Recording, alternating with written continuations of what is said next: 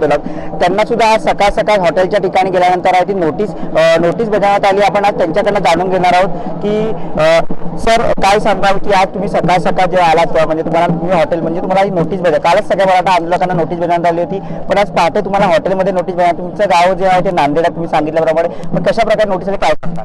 जय मी रवी किरण रामराव शिंदे। मी नांदेडहून आम्ही असंख्य मराठा बांधव 2 दिवस झाला आम्ही मुंबईमध्ये आलेलो आहोत। काल सुद्धा आम्ही आझाद मैदानावर या ठिकाणी होतो, दिवसभर होतो।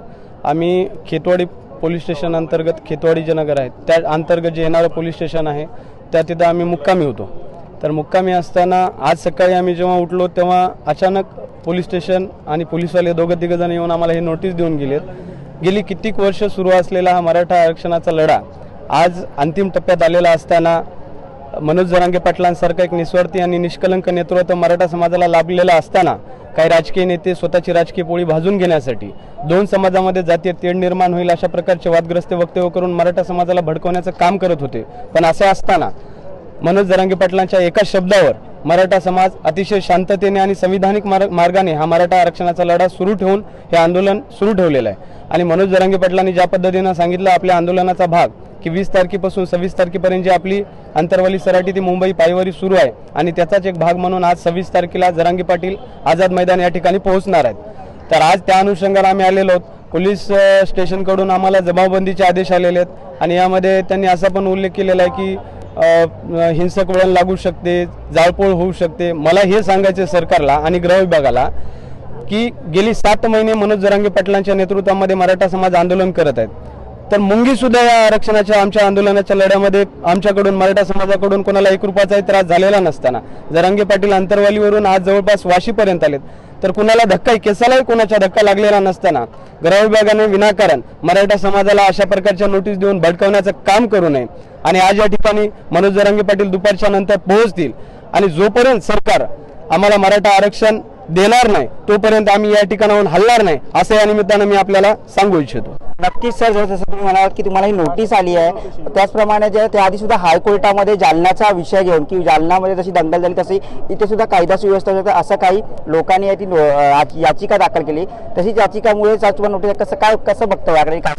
मला सरकारला तुमच्या माध्यमातून हे सांगायचं की मराठा समाज हा अतिशय शांतिप्रिय आणि शिस्तबद्ध समाज आहे। मराठा समाजाने 2016-17 मध्ये सुद्धा लाखोंच्या संख्येने मोर्चे काढले। या ठिकाणीच आझाद मैदानाला आम्ही 2017च्या सुद्धा मुकमोर्चाला उपस्थित होतो, तेव्हा सुद्धा मराठा समाजाकडून कुणाच्या केसालाही धक्का लागला नाही। म्हणजे आम्ही आमची लढाई कुठल्या जातीच्या, कुठल्या व्यक्तीच्या किंवा कुठल्या धर्माच्या विरोधात लढत नसून आम्ही आमची लढाई आमच्या हक्काची आणि आमच्या अधिकाराची लढत आहोत, हे सरकारने पहिल्यांदा समजून घेतलं पाहिजे। त्यामुळे मराठे या ठिकाणी जमत आहेत कुठली दंगल किंवा कुठला हिंसक वळण किंवा मुंबईला त्रास देण्यासाठी म्हणून आहे, आम्ही आमच्या हक्कासाठी जमत आहोत। आणि आमचं हे आंदोलन जरांगे पाटलांनी सांगितल्याप्रमाणे अतिशय शांततेच्या पद्धतीनं आणि संविधानिक पद्धतीनेच लढू। आणि जरांगे पाटील ज्या पद्धतीनं आम्हाला यापुढे सुद्धा आंदोलनाची दिशा ठरवतील त्याच पद्धतीनं आम्ही हे आंदोलन सुरू ठेवू। तुम्हाला नोटीस बजावून सुद्धा म्हणजे तुम्ही गावावरून आलात, मुंबईमध्ये आला, तुम्हाला नोटीस बजावण्यात आली, बजावून सुद्धा तुम्ही इकडे आलात, काय सांगाल? सर, मला तुम्हाला सांगायचं की ही नोटीस काय आम्हाला पहिली नाही। आम्ही नांदेडला सुद्धा भरपूर जरांगे पाटलांच्या ज्या पद्धतीने आदेश दिले त्या पद्धतीने आम्ही आंदोलन केलेत। आम्हाला भरपूर याआधी सुद्धा भरपूर नोटीस आलेल्या आहेत, गुन्हे सुद्धा दाखल झालेले आहेत आंदोलन लढ्यामध्ये, आणि यानंतर सुद्धा आम्हाला अशा कित्येक 100 जरी नोटीस मिळाल्या तरी सुद्धा आम्ही यानंतर आता माघार घेणार नाही। त्यामुळं सरकारने समजून घेतलं पाहिजे की मराठा समाजाचे आजपर्यंत कित्येक बळी, मुलांना शिक्षण, नोकरी, आरक्षण नसल्यामुळं कित्येक मराठा समाजाचे बांधवाचे मराठा आरक्षणाचे बळी घेतलेले आहेत। ही कुठेतरी भावना, मराठा समाजाची भावना कुठेतरी सरकारने समजून घेतली पाहिजे, कारण आज हा विषय अतिशय संवेदनशील असून सुद्धा सरकार आम्ही मराठे मुंबईत आलेत आणि मुख्यमंत्री आपल्या गावाकडे जाऊन बसलेत असं आम्ही कालच आपल्या माध्यमातून मीडियाच्या माध्यमातून बघितलं। मला मुख्यमंत्र्यांना, उपमुख्यमंत्र्यांना, दोन्ही मुख्यमंत्र्यांना आपल्या माध्यमातून हे सांगायचं की तुम्ही मराठा समाजाला कुठेतरी त्यांची भावना समजून घेतली पाहिजे। मराठा समाजाची मुलं, आज आमची कित्येक मुलं आरक्षण नसल्यामुळे नोकरी नाही, शिक्षणाची आम्ही सुविधा पूर्ण शेवटपर्यंत शिकू शकत नाही कारण पैसाच नाही, शेतीमध्ये सुद्धा शेतीला भाव नाही, काय नाही। आता शिक्षण नसल्यामुळे नोकरी नाही, नोकरी नसल्यामुळं मुलांचे कित्येक मुलाचे मराठा समाजामधले 30-35 वर्षाचे मुलं होऊन सुद्धा आज मराठा समाजातील मुलं अविवाहित आहेत। म्हणजे कोणी नोकरी नसल्यामुळे कोणी लग्न सुद्धा, मुलगी सुद्धा द्यायला तयार नाही। मग आम्ही नेमकं करायचं तरी काय? हा प्रश्न आज आमच्या समोर खऱ्या अर्थानं उभा टाकलेला आहे. नक्कीच दादा, हे तुम्ही म्हणालात